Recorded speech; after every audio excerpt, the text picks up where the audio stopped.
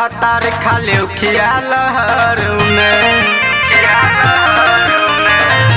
दू गो लैका सखी रोता घर में घूमे भातार खाले खिया लहर में लड़ा बेटी के फेरा में फलानमा के हो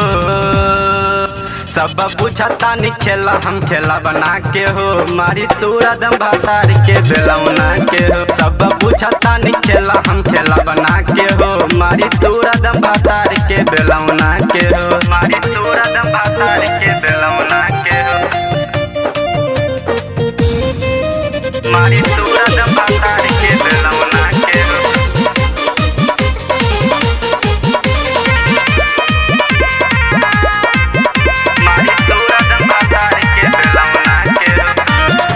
के चौरी छौरी पटावे अपना में हरी अपमन नहीं भावे घूमी के चौरी छौरी पटावे अपना में हरी अपमन नहीं भावे कि दुख झेलता ने हटे न झेलनमा के हो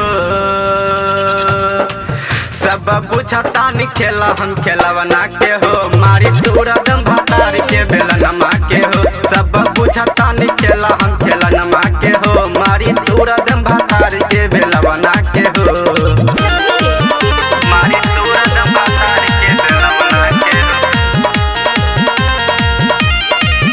मारी तूरा दम भातार के बेला बना के हो राइटर भरत